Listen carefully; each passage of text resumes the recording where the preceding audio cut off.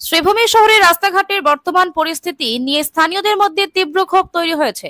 বহু মাস অতিক্রান্ত হলেও শহরের বিভিন্ন গুরুত্বপূর্ণ সড়ক আজও করুণ অবস্থায় পড়ে আছে।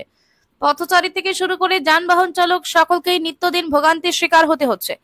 স্থানীয়রা প্রশ্ন তুলছেন, একসময় যখন রাস্তাঘাটের অবস্থা আরো করুণ ছিল, তখন এক পাগল মানুষকেও রাস্তাঘাট ঠিক করতে দেখা গিয়েছিল। অথচ আজ সরকারি যন্ত্রপাতি ও দায়িত্বশীল কর্তৃপক্ষ থাকার পরেও কেন এই সমস্যার সমাধান করা হচ্ছে না? কর্তৃপক্ষ কবে নাগাদ এই রাস্তা সংস্কারের কাজ হাতে নেবে তা নিয়েই এখন শহরবাসীর মধ্যে জোর চর্চা চলছে। সাধারণ মানুষের একটাই দাবি, অবিলম্বে রাস্তার সংস্কার কাজ শুরু হোক, যাতে শ্রীভূমি শহর আরো স্বাভাবিক ছন্দে ফিরতে পারে।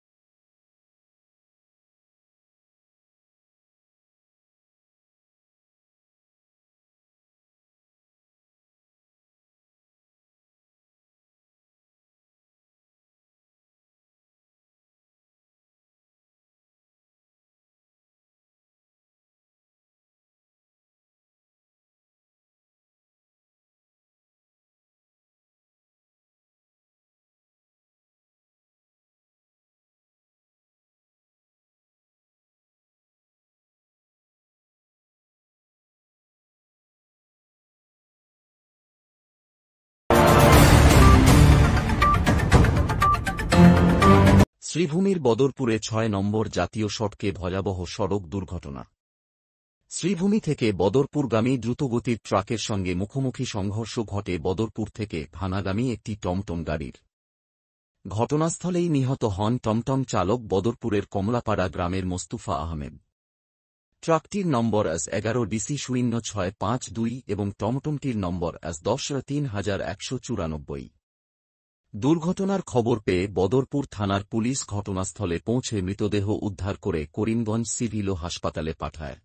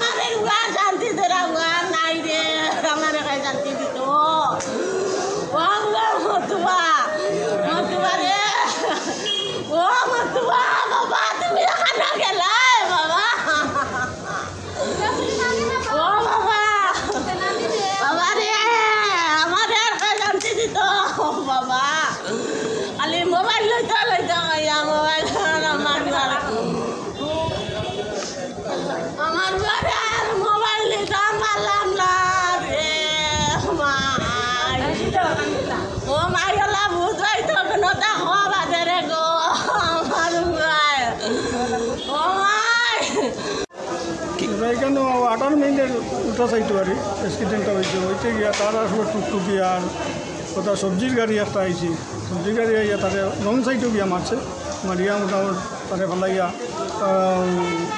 যে টাকটা আসলো টাকও লিভারেন দিল তারে টানিয়া লিয়া কত মান গেছিল আর এর পরিবার একবারে অত্যন্ত গরিব মানুষ আর তো বাবা দেখছেন নি বাবাও ওই মা অন্য খানবে 3-4 জন পরিবারের তারা ওটাই আমরা দাবি হইল যে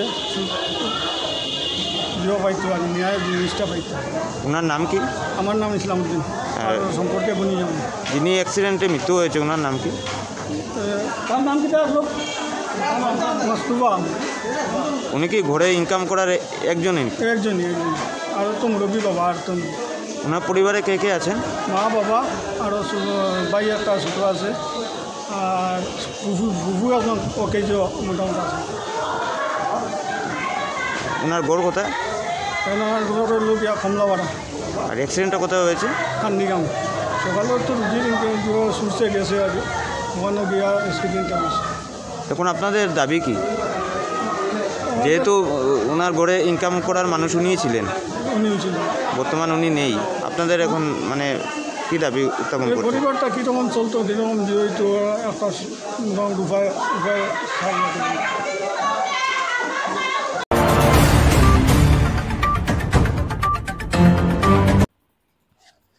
শ্রীভূমিতে হনুমানজি পুজো উদ্বোধন। শ্রীভূমিতে এবার পালিত হয়েছে সংকটমোচন মহাবীর হনুমানজির পুজো। স্থানীয় লঙ্গাই রোডে হনুমানজি পুজো কমিটির উদ্যোগে আয়োজন করা হয়েছে এই পুজোর। চারিদিকে ভক্তিমূলক পরিবেশ, ভজন সংকীর্তনার পূজার্চনার মধ্য দিয়ে অনুষ্ঠিত হচ্ছে এই পূজা। প্রতি বছরের মতো এবার বহু ভক্ত ভিড় জমাচ্ছেন পূজা মণ্ডপে। কমিটির সদস্যদের মতে সমাজে ভ্রাতৃত্ব ও শান্তির বার্তা ছড়িয়ে দিতে এবং ধর্মীয় সম্প্রীতি বজায় রাখতে এই ধরনের পুজোর আয়োজন করা হয়েছে। উল্লেখযোগ্য, পূজা উপলক্ষে বিভিন্ন অনুষ্ঠান ও প্রসাদের ব্যবস্থা করা হয়েছে।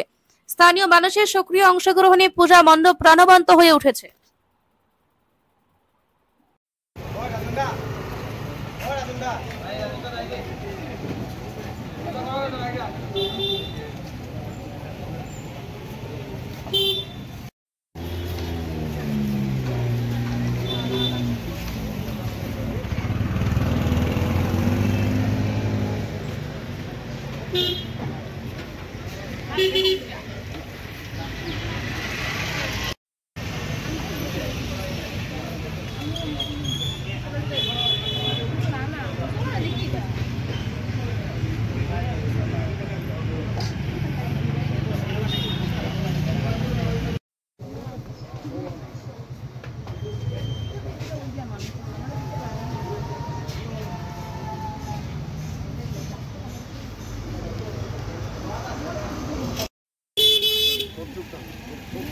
জুড়ে জুড়ে জয় শ্রীরাম।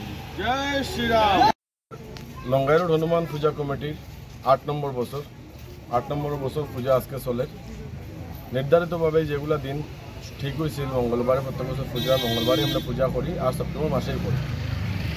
তো আমরা পেজ থেকে হনুমান পূজা কমিটির পেজ থেকে দুদিন আগে আমরা ইনফর্ম করছিলাম সবকেই যে সববারের মতো এবারও আমরা খুব বড় বাজেট আছিল, খুব বড়োভাবে পূজাটা করার ইচ্ছা আছিল।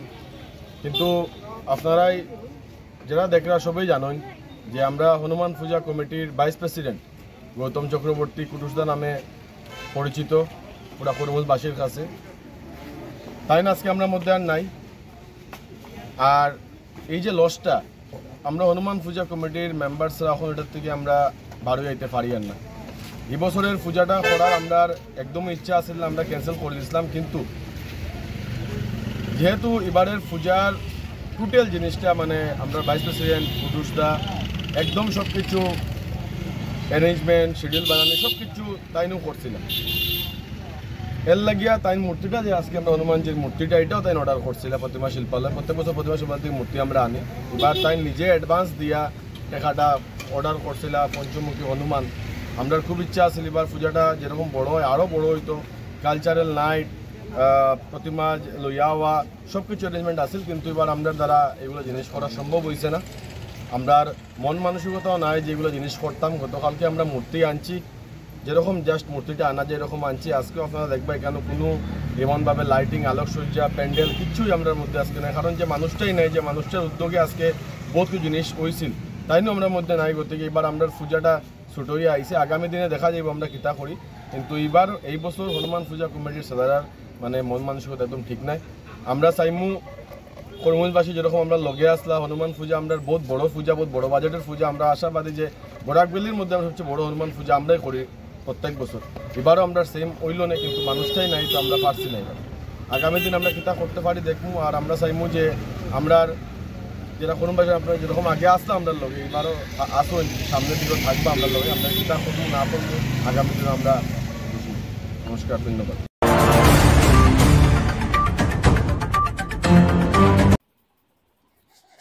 পরিবার ও সমাজে সকলেরই মাদকের শারীরিক, মানসিক ও সামাজিক ক্ষতি সম্পর্কে সচেতন হওয়া এবং অন্যদের এই বিষয়ে শিক্ষা দেওয়া উচিত।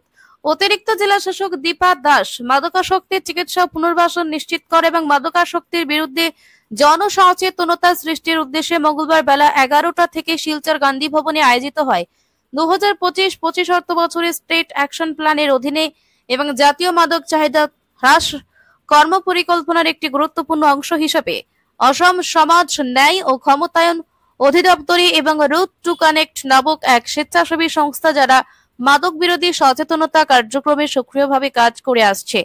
এদিন মাদকাসক্তি প্রতিরোধ ও সচেতনতা কাছাড় জেলার সংবাদ মাধ্যম কর্মীদের ভূমিকা আলোচনা সভার মধ্যে উপবিষ্ট ছিলেন ডক্টর দীপঙ্কর চক্রবর্তী, মিঠুন রায়, সাংবাদিক Rahul Dev, Aniruddha Laskar, Sunanda Nath, Barak Valley de-addiction centres অ্যাসোসিয়েশনের সম্পাদক দীপ ভট্টাচার্য। মাদকাসক্তি প্রতিরোধ ও সচেতনতা কাছাড় জেলার সংবাদ মাধ্যম কর্মীদের ভূমিকা আলোচনা সভার স্বাগত বক্তব্য রাখেন ঋষিকেশ কাশ্যপ। যুব সমাজ যে কোনো জাতির শক্তি এবং সমাজ ও দেশের উন্নয়নে যুব শক্তির গুরুত্বপূর্ণ অবদান রয়েছে। মাদক মুক্ত সংখ্যক যুবকের যোগদান দেশের এই চ্যালেঞ্জ গ্রহণ করে আজ আমরা নেশা মুক্ত ভারত অভিযানের অধীনে একত্রিত হই এবং শপথ নিই যে কেবল সম্প্রদায়, পরিবার, বন্ধু বান্ধব নয়, বরং আমরাও মাদক মুক্ত থাকব। কারণ পরিবর্তন নিজেদের দিয়ে শুরু করা উচিত। তাই আসুন আমরা সকলে মিলে আমাদের কাছাড় জেলাকে মাদক মুক্ত করার জন্য দৃঢ় সিদ্ধান্ত নিই। আমি প্রতিশ্রুতি দিচ্ছি যে আমার দেশকে মাদক মুক্ত করার জন্য আমি যথাসাধ্য চেষ্টা করব। জয় Hind. The print and electronic media people of entire Barack-Valley. So we are welcoming you for this program. We have invited right resource person. We have been associated with this, and for the first time we are conducting a program like this. Hopefully we'll meet again. And who are in fitness industry, we take creatine monohydrate, whey protein, glutathione, glutamine and all, omega-3 supplements and magnesium. These are legal drugs or illegal drugs? No, the thing is that one limitation of amino acids, there is limitation of this essential amino acids on this thing. But we have to know whether it is necessary. Because if I have a deficiency, like the micronutrient deficiency or particular deficiency of protein, then it's okay. But if I have a balanced diet, I know you have a very good balanced diet, and you are, why to go for an artificial thing? My point is this. But if someone wants to take, is okay, but it should be in a limited way. It should not be excess, because if we exceed more amino acid in our body, then it will also cause problem. It will also cause other problems.